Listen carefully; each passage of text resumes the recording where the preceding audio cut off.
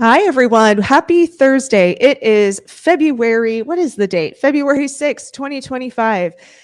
January felt like the longest month ever. I know everybody says that, but here we are, and it's February, and this one's going to go by quick. I'm Jennifer Schurter. Thanks for tuning in today to Real Estate Recess. We were supposed to have our friend Laura Petek from Ohio joining us today, but she had a scheduling conflict, so she's not going to be able to make it. Always love having her on, but we'll look forward to seeing her at another date and time.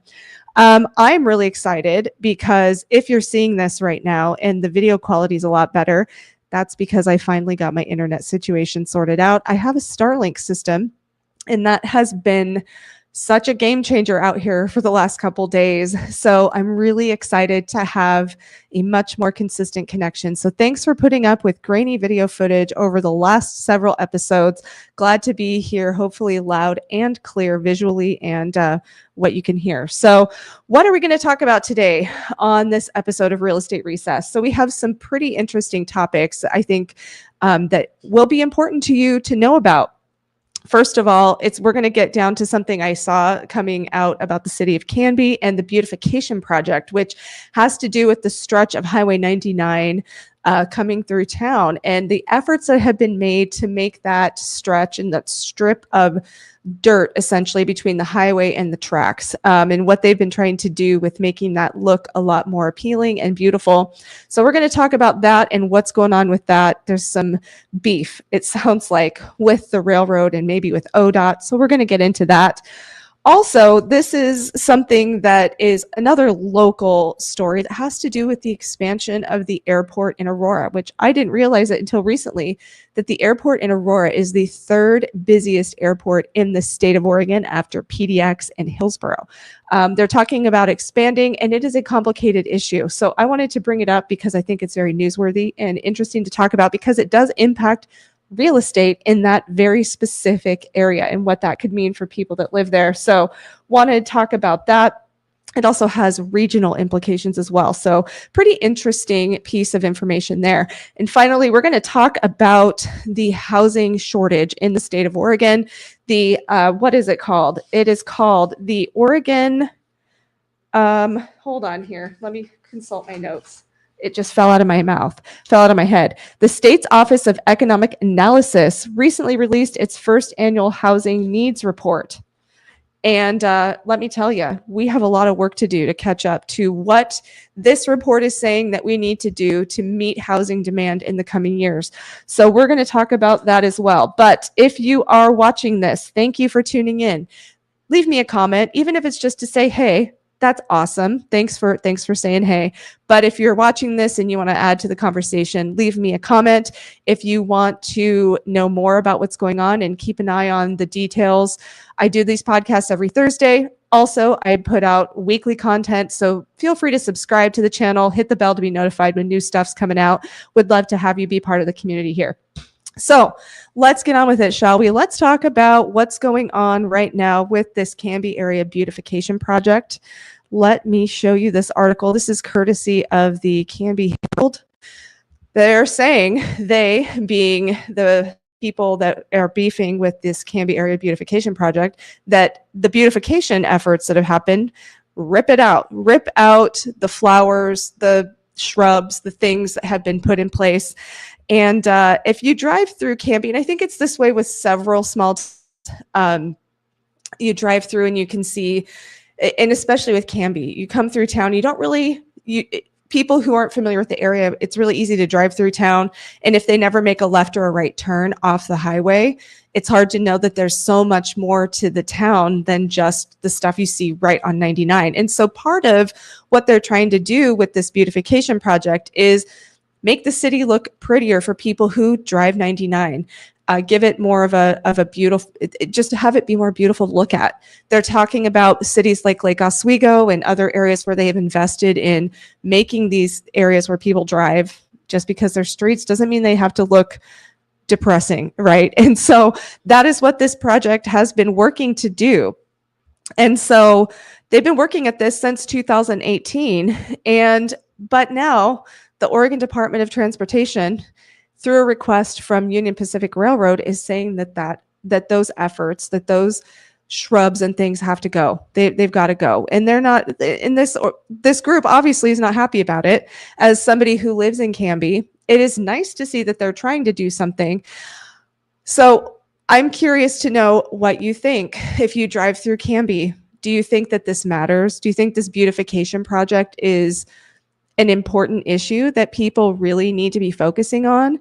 Or is it just kind of like, okay, so it's basically the easement for the railroad. Oh, we don't need this stuff here, but does it hurt the railroad for it to be there? And if you're a citizen of Canby, let me know if this is important to you. I think beautification is something that doesn't add monetary value per se, but as far as making a community attractive to people when they're coming through town, if you're wanting to attract, I don't know, maybe certain types of businesses to the area, having something that looks nice certainly doesn't hurt. But I would love to know what you think. This beautification project has also worked to pick up trash, because there's nothing like driving into a place and seeing trash everywhere, right? So anyway, leave me a comment. Let me know what you think about this. If you think that the Canby area beautifications efforts should stay, or if Union Pacific and ODOT should have their right-of-way back without any of the shrubs and trees and things. Okay, so that was just a quick blurb on that. Leave me a comment. Now we want to get to the next bigger story, which is this plans for improving the Aurora Airport. So this came from the Statesman Journal. This came out January 26th. So the Oregon Department of Aviation has these plans, and this apparently has been talked about for quite a while. This isn't necessarily, it sounds like a new thing, but it's really coming into focus recently. And a lot of residents from Aurora and people who would be impacted by this expansion are unhappy about it, and they feel like they're not being heard. So what's going on with all of this? So these improvements that they're talking about at the Aurora State Airport, and if you're not familiar where that is, perhaps you're watching this from a different part of the valley or the metro area or from out of state, we have Highway 551, which is what we call the Hubbard Cutoff Road. And it runs from Hubbard, Aurora, all the way, and it puts you into I-5 southbound or I-5 northbound. And it's a major connection between some of those small towns to that I-5 corridor. So the Aurora Airport runs parallel essentially with Highway 551. So the expansion of the airport runways, or making any changes that the Department of Aviation wants to make, would impact the highway itself, and it would impact, it sounds like, around 20 different properties that are in that 551 zone near the airport. So, which is a challenge, because those 20 properties also include people's homes. And so we're going to get into the housing shortage article next, which, hearing things like this certainly doesn't seem to give confidence in the fact that we're already in a housing shortage, and then we're going to displace some families who have homes in this area.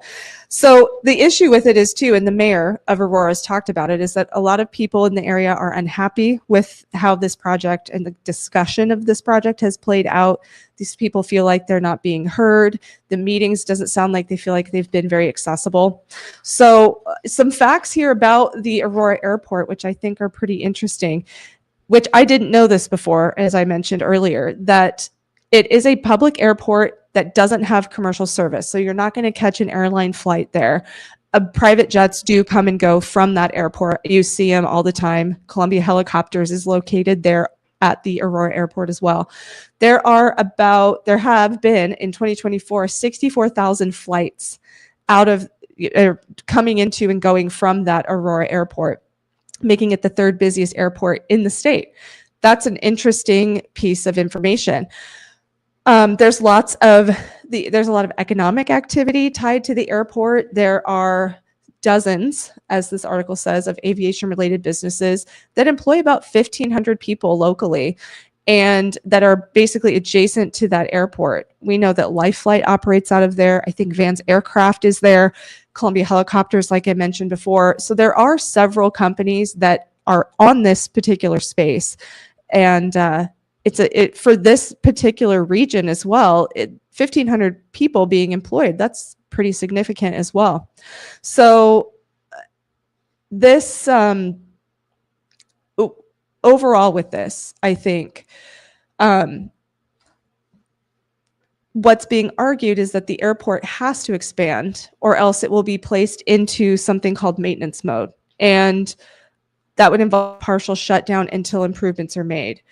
One of the options they talked about was, hey, can we just make this airport into something that is just for those smaller planes, the two-seaters, the little Cessnas and things like that, and wouldn't need to have an expansion. But the Federal Aviation Administration has said that that was basically not going to be an option. Sounds like, nope, because it's so busy, we can't just go backwards. The amount of activity coming in here, we've got to make these expansions. So the other options are, this is where it starts to get more controversial, is extending the runway to the north or the south of the airport and moving the runway to the east or west. That either way is going to displace property, it's going to displace business, it's going to displace homes. They're trying to extend it a total of about 497 feet north to 5,500 feet, depending on the FAA standards and requirements. That's a pretty significant change. So here's where this ties into real estate. One of the things that as a property owner that can be daunting and frustrating and maybe frightening in a lot of ways is dealing with the idea of eminent domain, the government coming in and having a plan like this that says, hey, we need to make these expansions. It could be for a highway, it could be for airport, it could for any number of projects that the government deems necessary, that they can come in and say, we're going to be making these changes. And, we're willing to work with you on whatever terms are to take this property that you own or a portion of it to do that development. I'm not an expert in that category, but what's interesting, being very familiar with the particular area that these expansions would be happening, knowing that one of the neighborhoods that's impacted directly by the expansion of the airport runway, the right-of-way, the buffer zones, and all the things that would go into it would directly impact a neighborhood that is full of retired people and also has some low-income families. And when we talk about the housing crisis in Oregon, that makes things even more challenging because their affordability is at an all-time low across the board, not just in Oregon, nationwide. It's something that has been talked about in the real estate world. So displacing people who have homes they can afford that work for them, that has been a big hot button issue as well. And in addition, it also is going to be displacing some businesses that are not directly adjacent to the airport. So Anderson, Hay and Grain, which is kind of kitty corner to the light there at Arndt Road and Highway 551, that is another business that would be impacted. So lots of interesting pieces of information coming out of this particular article, but I want to know what you think. And there's several arguments to be made on either side of the coin for this particular topic. Is this type of progress necessary? If we're going to keep this airport going and commercial traffic is the current types of traffic, not commercial airlines, but the current amount of traffic that's there, if that continues to grow, the FAA is going to demand that this airport runway, that things expand. Does that open up additional economic opportunities for this airport and for the area? Does that mean that more employment could come? So that could be, not saying it's for sure, that could be one side of the coin, is to think, well, with this expansion, yes, we displace people. Let's hope that they have the ability to find resources to help them find a new place to live if they do get displaced. I think it said there are 5 households that would be displaced as a result of this. But the other argument could be, is it necessary? Is this expansion actually going to bring, if it isn't going to actually bring any additional value, then is it necessary? Is it going to attract business? That's something that over time, over the next 20 years where this would be happening, going to bring an inherent value to the region. I want to know what you think. This is a controversial story. Whether you're from Aurora, you're from the area, you drive through, you commute by, whatever the case is, I would love to know your thoughts. So leave a comment and let me know what you think about the Aurora Airport expansion project and where that's going. And of course, you can find this article yourself if you'd like to check it out, courtesy of the Statesman Journal. Okay. It is a lot to talk by myself. It's so much easier. I'm going to worry I'm going to lose my voice. In addition to the fact that I managed to catch the head cold that my daughter has. And so, you know, if I just hope it doesn't turn into a coughing fit or my nose running down my face or anything like that. But hope you're all staying healthy out there. This is the season of all the colds and bugs. Okay, we might be going for a record time today. Usually these are longer because we have the banter, but we're getting through the information, and that's the important part. So the big topic I really wanted to cover today is addressing the topic of Oregon's housing crisis, the shortage. It is a multifaceted issue, and I think that there's not one basic, simple solution that is going to fix the problem. So let's see. This is an article courtesy of Oregon Live that I ran across. It was published on January 28th. According to this economic report, that the first edition from the state's Office of Economic Analysis said that we need to add 29,500 homes every year in the state of Oregon to meet the demand for housing in the state of Oregon. I don't know about you, but that sounds like a lot of houses. Practicing real estate in Oregon and in the Portland metro area, it certainly seems like there's been a lot of development. You've got big developments in Washington County with Reed's Crossing that has added a lot of housing units, and it's multiple different kinds. There's townhomes. I think there's some multifamily out there, and you have single family homes as well in that big planned community. And in Canby, my hometown, there have been lots of new construction developments going in as well. But everything that you might see, and it might appear to be a lot, it is, according to this report, it is not enough. We're not building enough to actually meet and accommodate the needs. And those needs are varied. It's not just single family homes that people might want to buy. It's a varied types of housing.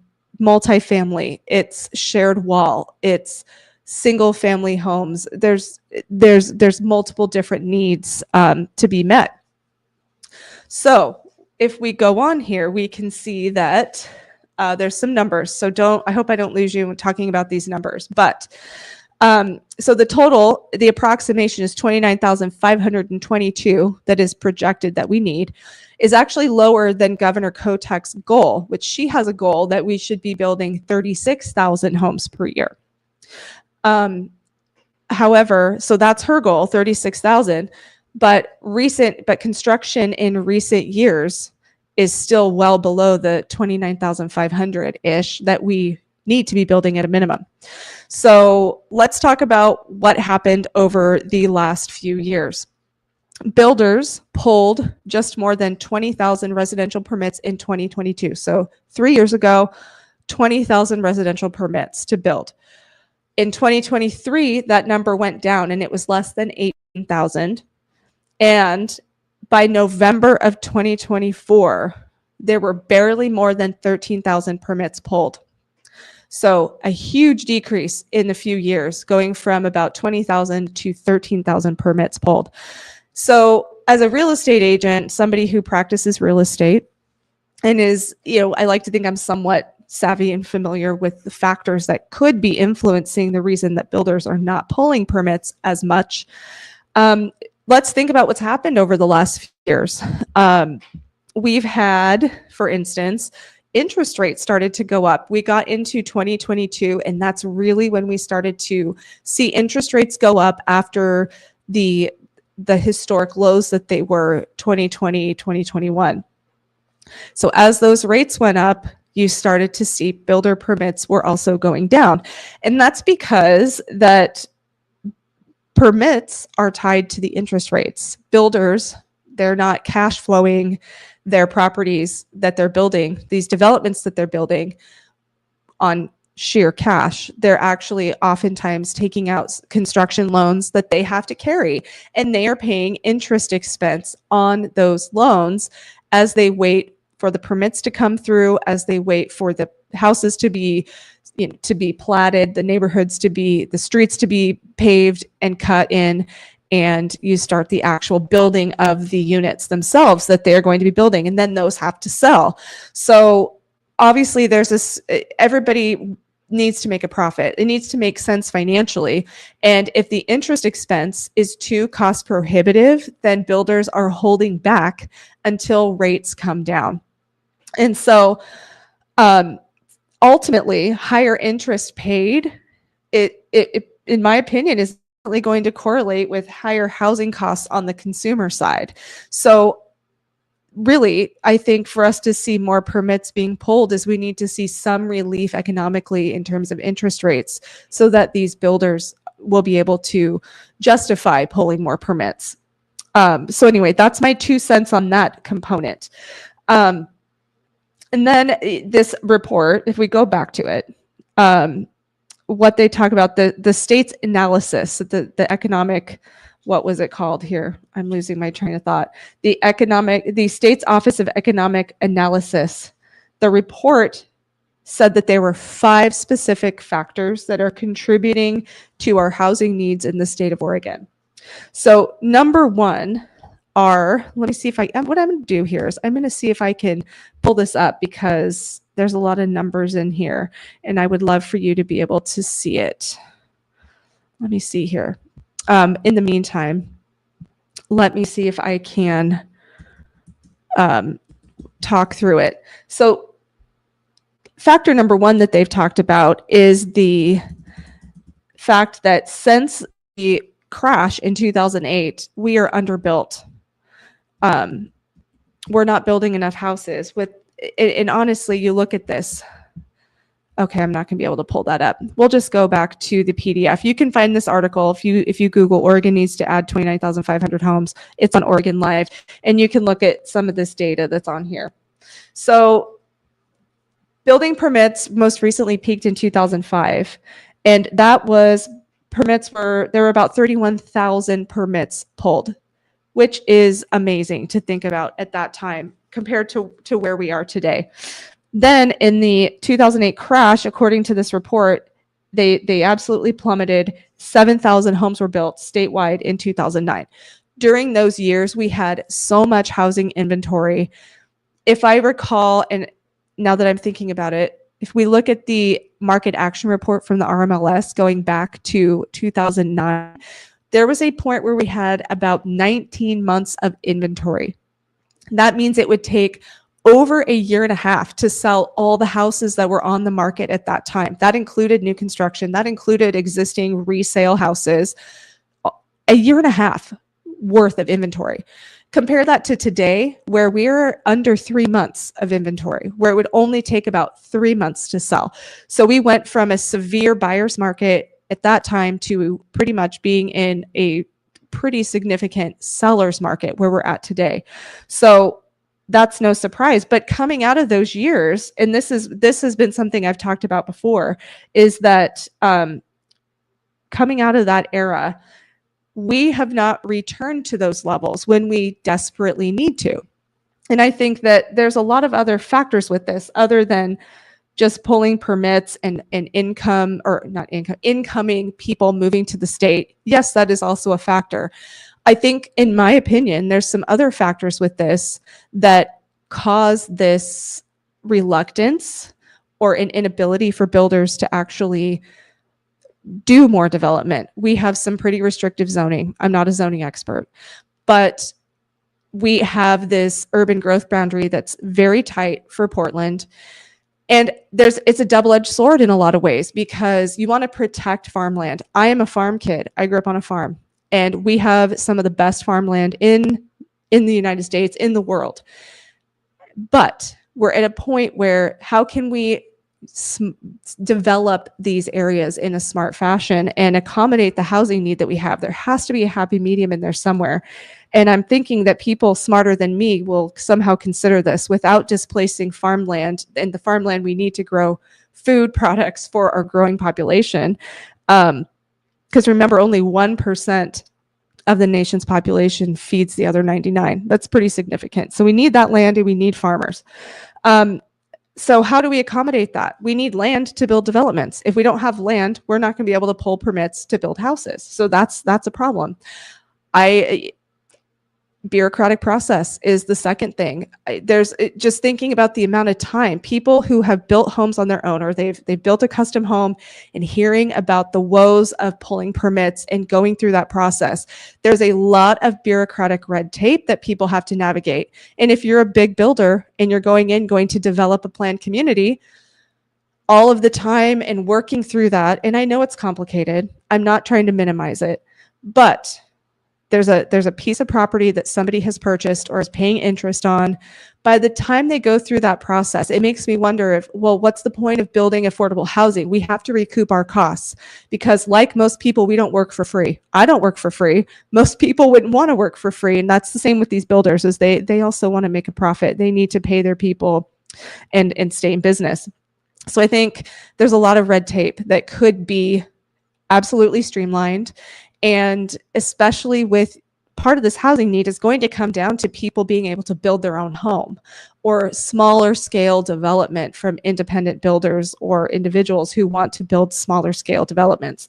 So anyway, that's my tangent about where some of those challenges could be found. So under production, also, they mentioned in this report that the population in Oregon grew by nearly 11% in about 10 years. So from 2010 to 2020. And that outpaced all but 10 other states.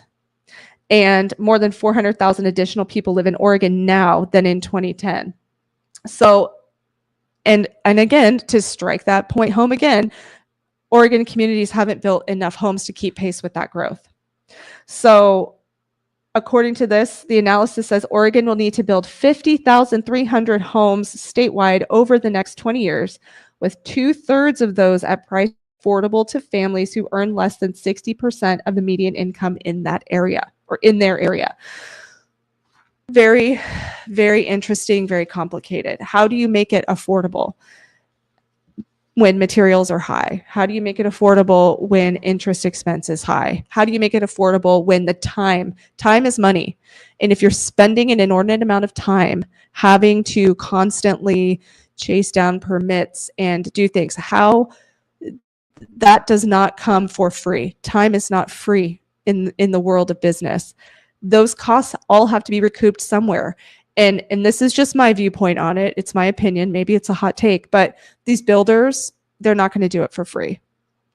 At the point that they get through that to make it affordable for that 60%, those people are very deserving of homes. They're very deserving of having a place to live that they can afford. But on the builder's side, if we see it from their angle, is, well, at the point that we're done dealing with all the red tape, paying the interest expense, going through the planning, and paying ourselves for the time we're spending, it does not justify building an affordable home to accommodate those 60% of people. And we can't just build apartments either. We need multiple types of housing. We need a variety and a diversity of housing types. So very complicated situation. The second point that this report talks about is rehousing homeless people. This could be an entire tangent and an entire discussion all on its own. Talk about another situation that has so many moral and ethical discussion points around it. But according to this, the 2024 point in time count, which is a federal count of how many people are homeless on a given day in January, said that there were about 22,875 Oregonians living in shelters around the streets. So, and obviously that might be the tip of the iceberg. That certainly may not be the entire picture of what we're dealing with. But According to this report, the housing needs analysis estimates that Oregon will need another 45,637 homes for people experiencing homelessness within the next 20 years. So if we go back and we start doing some math, we see that we add that to the years of underproduction need. That is 50,300 plus 45,637. So there we're basically, it is at this point 95,000 units needed in the next 20 years just for those first 2 points. The third point that this report talks about is population growth. So we have to accommodate for growth. People move to Oregon for jobs. They move here because they retire here. They move here because they want to. That's the beauty of living in the United States. You can move to any place you want. You have freedom of movement. So these newcomers to Oregon are going to need houses, or a place to live. So they make up almost half of the estimated need, according to this article, over the next 20 years, with a staggering 242,081 homes split among all income levels. So we went from basically 95,000. Now we're adding basically not quite another 100,000 homes to this list, and we're at 340,000 homes needing to be built in the next 20 years in the state of Oregon. That was just point number 3. Okay, so then we go to point number 4, deals in the demographic changes that are happening in Oregon. There's an interesting discussion in the world of real estate because we're talking about the younger generations coming into their home buying years. So right now, millennials are the largest home buying generation. You look at the median age of a first-time buyer right now is about 39 years, according to the National Association of Realtors. They pull those statistics together every year.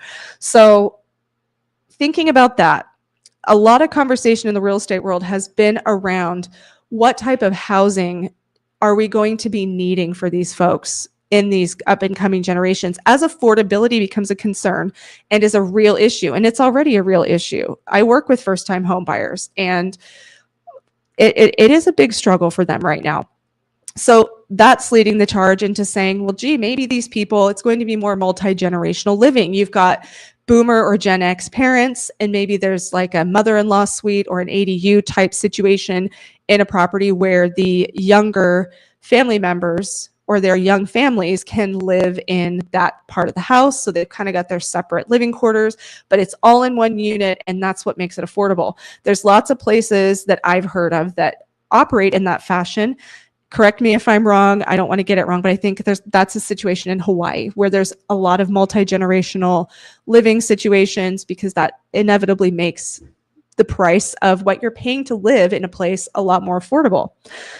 But what this is saying right here, contrary to that conversation, is that more people are living alone or with a partner. And that's led by baby boomers aging and adults waiting longer than earlier generations to marry or start families.